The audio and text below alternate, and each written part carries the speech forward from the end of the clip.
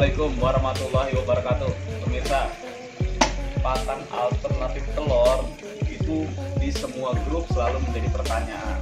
Selalu ada aja yang bertanya. Setiap ada member baru, anggota baru gabung, pasti dipertanyakan yang paling utama, telur. Karena telur itu kita udah sama-sama tahu proteinnya penuh, beda dengan pakan alternatif, ya sosis, ya bakso, ya otak-otak, gimana ada campuran terigu atau bla bla bla. Kalau telur kan full protein tuh. Nah, dari para anggota di Kaisar kita tuh, anggota-anggota di grup kita di Kaisar Lele, kalau Pak Sahrijal dari Kediri udah jelas mendapatkan telurnya dari DOC. Jadi DOC pabrik penetasan telur yang tiang akhir digeser ke Pak Afrizal. Pak Wahyudin di Bogor, tadi di Kediri. Pak Wahyudin di Bogor juga udah jelas cara mendapatkan telurnya tuh. Nah, di Bandung Pak Ihsan, Akangda manggilnya. Kang Ihsan ini menjadi topik hangat dari semua grup, membicarakan dia, pada minta nomor telepon dia, bahkan dari Jawa Timur, Jawa Tengah datang berkunjung ke Pak Ihsan. Kesuksesan Pak Ihsan dengan pakan alternatif telur itu agak menyita perhatian karena cara mendapatkan telurnya itu ternyata mudah, nggak kepikiran sama semua orang. Dia mendapatkan telurnya itu bukan dari penetasan telur, bukan dari telur akhir, gitu kan, dan harganya sangat murah sekali. Satu gentong itu pokoknya didapat. Kita ngomong sama orangnya nih, kita wawancara orangnya. Tapi di luar itu gini, saya dari Jakarta datang nih berkunjung ke Bandung. Begitu saya sampai Bandung, kan dia kalau panen posting terus tuh, alhamdulillah panen, gitu kan. Subscribe gratis, tidak mengurangi apa-apa. Hanya klik subscribe, lalu klik lonceng. Tidak mengurangi apa-apa, gratis. Ingat itu, gratis. Saling berbagi agar channel ini terus terbangun. Assalamualaikum warahmatullahi wabarakatuh. Perkenalkan, nama saya Ihsanuddin. Kalau orang di grup sih bilangnya, panggilnya namanya Sanka ya. Kalau dibilang orang sukses di bidang pakan alternatif telur, ya alhamdulillah lah ya bang ya, alhamdulillah. Amin. Nah, kebanyakan kita di grup, kebanyakan yang bingung itu cara mendapatkan telur ya, cara mendapatkan telur. Dengan kenapa estimasi telur itu bisa dikatakan wah paling mahal ya, paling mahal. Kenapa? 1 kilo telur itu sekarang di angka 22.000 nih. Betul. Kalau kita mau pakai pakan telur, otomatis budget kita dari pelet bertambah. Betul. Nah, bertambah. Kemudian ada solusi nih. Jadi saya kan mengenal YouTube nih, mengenal Detektif TV itu udah 4 atau 5 bulan lah, 5 bulan ke belakang. Anda lihat ada pakan alternatif telur. Awalnya sih aneh pakai pelet doang, bukan pakai telur. Kemudian bingung gimana sih nyari telur. Saya cari-cari ke toko telur, ke peternakan telur, ternyata kok harganya lebih mahal daripada pelet bang. Iya, kok harganya lebih mahal gitu daripada pelet. Kenapa? 1.001 butir, berarti kalau 1 kilo 18 butir berarti udah 18.000. Betul, 1 kilo. Nah, aneh coba nih pakai pakan alternatif lain, pakai sosis ataupun pakai yang bakso itu, yang kayak nugget. Aneh coba, ternyata kurang maksimal. Nah, ceritanya ini aneh maaf nih, cerita panjang lebar dulu nih ya. Ceritanya itu pada waktu aneh mau pergi ke rumah orang tua, aneh nyimpang nih di toko, di sebuah toko, mampir ke sebuah toko karena istri mau beli oleh-oleh katanya buat orang tua. Oke. Nah, di sana aneh lihat cara ngaduknya, kan ada istilah tempat makanan dadakan. Toko apa nih Kang? Toko bolu. Toko kue bolu. Okay. Nah, di sana kan ada toko kue bolu dadakan. Aneh lihat kok putihnya dibuang ke tong sampah. Oh, jadi di toko itu bolunya bikin langsung? Bolunya bikin langsung. Kan yang diambil kalau bolu nih, kalau kue nih, yang diambil kuningnya. Karena kalau putihnya keras. Kan keras. Nah, Aneh lihat dengan mata kepala sendiri, putihnya itu dilempar ke tong sampah. Pluk. Gitu kan? Dari sana aneh berpikir, apa bagus ya? Apa aneh coba nih, tanyain. Datang ke rumah orang tua kagak jadi. Ya, karena aneh sibuk berpikir ke sana. Akhirnya aneh samperin tuh orang yang masaknya itu, "Bang, ini telurnya telur bekas pembuangannya dikemanain?" Kata yang punya itu, "Oh, ini dibuang." "Kenapa? Nggak, ini kan nggak bakal kepake, paling kita pakainya itu buat apa? Buat bunga-bunga aja lah. Nah, buat hiasan aja. Dan sisanya itu kita buang." Aneh coba nih deketin, "Bang, gimana kalau ini putih telur aneh beli berapa?" Dia bilang, "Berapa aja lah, sok ambil. Kalau mau mah daripada di sini bau, ya kan, busuk kan." Oh gitu. Nah, daripada busuk sok aja ambil. Kebetulan waktu pertama ngambil itu 5 kilo. 5 kilo. 5 kilo saya timbang ini berapa nih? Ternyata ada 5 kilo nih. Oke, aneh coba kasih makan ke lele. Wah, alhamdulillah. Caranya gimana? Caranya itu kan si telurnya itu kan direbus.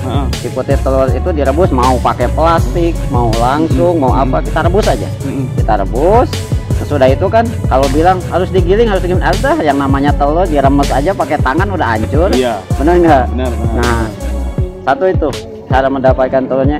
Jadi ternyata yang nggak kepikir itu cara mencari pakan telur yang paling simpel adalah di toko kue. Iya, itu dari semua grup Kang. Dari grup 1 semua grup Kaisar itu permasalahannya emang yang cara mendapatkan cara mendapatkan telurnya. Jadi itu kalau yang di daerah mencarinya gampang ke pemesan telur. Yang dari daerah, yang di kota-kota susah nyarinya. Ya, nggak kepikiran ke tempat yang tersebut gitu kan. Toko kue, toko roti gitu nggak kepikiran ya. Jadi gini Bang, aneh juga kan jauh nih kalau dari peternakan. Wah, kemana nih? Bener nggak? Aneh di Bandung jauh nih peternakan. Ke tempat telur akhir udah pasti kan harga lebih mahal. Aneh beli putih telur di harga Rp6.000. 6.000 rupiah 1 kilo. 1 kilo. Nah, kenapa? Aneh udah kerjasama sama owner bolu, owner bolu yang udah besar lah di Bandung. Kita nggak usah sebutin namanya ya, kita udah besar di Bandung, udah terkenal. Dia itu siap nyuplai. Kenapa? Daripada dia dibuang ke sungai, nah mendingan dijual aja, lumayan katanya. Oke, tiap minggu itu rutin. Tiap minggu rutin, kadang 1 kintal, kadang 2 kintal gitu kan masuk. Nah, kita pakai itu dan harganya aneh jamin di bawah pelet. Kenapa? Karena dia itu limbah yang bermanfaat, itu masih seger loh. Tingkat kebesarannya, jadi pertumbuhan ikannya dengan pelet dengan ini gimana? Aneh nih pernah uji coba nih. Kan ini kolam aneh ada sekat nih, sengaja sekat nih. Aneh sekat 2. Aneh pakai sosis kolam 1, kemudian kolam 2 aneh coba pakai telur. Ternyata kalah sosis. Kalah di segi pertumbuhan sama bobot. Meskipun besar, tapi terlalu banyak yang gantung. Kalau pakai sosis. Aneh jamin lah. Kemudian aneh coba lagi telur itu panen nih. Udah panen nih yang kolam telur, yang sosis belum panen. Yang sosis belum panen. Oke.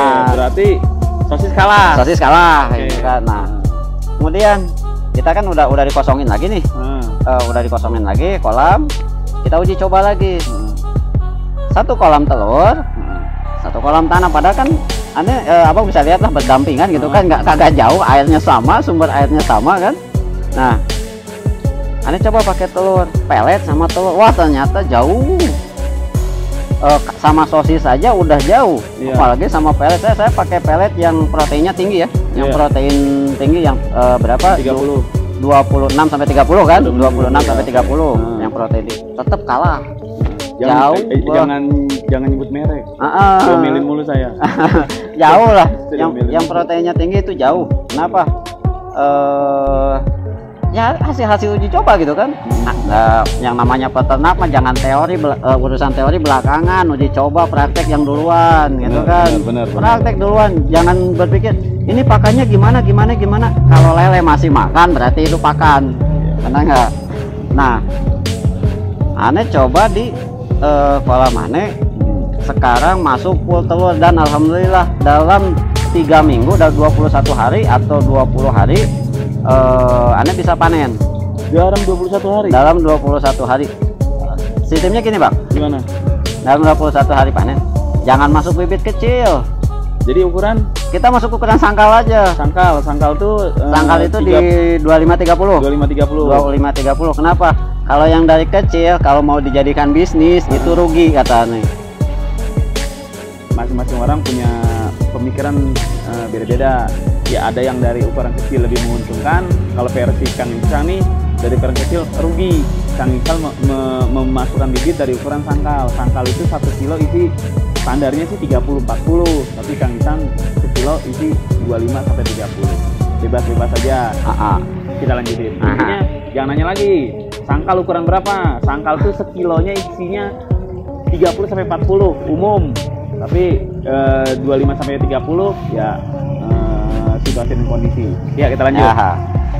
Nih, aneh maksudnya di 25-30 kenapa?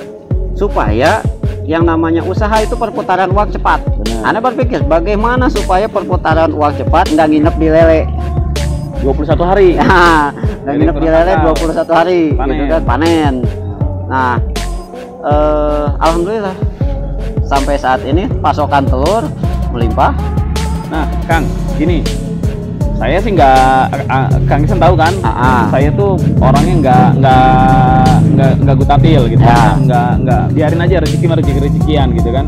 Ibarat kata orang di grup itu mau berbisnis mau apa terserah. Kita mewadahi rezeki mah udah diatur gitu Kang. Gini, di grup itu kan ada yang beli telur tuh sama Kang Ihsan tuh. Nah, tadi Kang Ihsan nyebut angka 6.000. Ya. Kang Ihsan jual ke sana 10.000. 10.000, berarti ada angka 4.000. Nah itu menurut Kang Ihsan, kalau si pemirsa kita atau orang-orang di grup kita membeli dengan angka 10.000 per kilo, masih untung nggak kira-kira? Masih untung. Kenapa? Karena harga pelet sekarang di angka 14.000. Di sini di Bandung ya, di Bandung 14.000. Kalau harga pelet 14.000 berarti kita bisa ngirit 4.000, bener nggak? Bener. Nah, makanya Anies yang beli ke Aneh nih, Aneh itu suka nyaranin, Bang, kalau bisa jangan beli ke saya. Kenapa? Kalau beli ke saya kan abang jatuhnya 10.000. Kenapa 10.000? Ya saya juga yang namanya usaha harus punya untung, benar nggak Bang? Bener. Nah, harus punya untung pertama. Kemudian yang kedua kan akses Aneh pengambilan. Oh, transportasi. Transportasinya harus dihitungkan. Aneh suka nyaranin cari toko bolu terdekat. Saya suka nyaranin, malahan ada nih yang di Jakarta juga kan ambil, kata saya teh mahal ongkir daripada harga. Tukang tahu bulat di mana ada ya? Tahu bulat goreng dadakan katanya di mana ada aja. Ya gitu. Terus Kang. Jadi kenapa Aneh yang orang Jakarta selalu bilang, Bang jangan, kasihan mahal di ongkir. Ada orang Medan nih, orang Medan chat ke anak katanya, beli telur Jom kalau harga murah. Iya murah telurnya itu, cuman ongkirnya berapa gitu kan. Iya nggak bisa. Ongkirnya berapa, makanya Aneh saranin ke beliau Cari toko roti atau toko bolu terdekat. Nah pemirsa tuh, jadi kalau pakan yang lain mungkin bisa kirim gampang, tapi kalau ini diajarin ilmunya nih dari Kang Ihsan nih, cari toko terdekat, toko roti, toko bolu, pokoknya toko-toko yang hanya memanfaatkan kuningnya telurnya aja, putihnya dibuang. Soalnya kalau buat roti buat apa kan putih itu jadi keras ya. Kang Ihsan ada pesan-pesan nggak terakhir nih buat para pembudidaya lele supaya kreatif mencari makan, jangan bergantung ke pelet atau gimana? Silakan Kang Ihsan. Kali ada pesan, pokoknya kalau mau apa-apa berjuang dulu, jangan nggak bisa gitu. Gini pemirsa, Aneh dulu pernah dengar cerita di Bang Rodi nih. Bang Rodi keliling-keliling tempat telur apkir sampai 1 hari full dia keliling. Ya kapan dia mau ngasih pakan lelenya kalau dia keliling terus, bener nggak? Nah, saking mau ngebuktiin tuh. Gitu. Saran dari Aneh, orang itu harus ulet sama harus berpikir. Belakangan bekerja mah, pertama pikirkan dulu Kalau kita ngandelin kerja dengan tenaga, yaitu Bang Rudi, keliling dulu baru berpikir, bener nggak? Iya. Nah, kalau saran aneh, berpikir dulu baru keliling.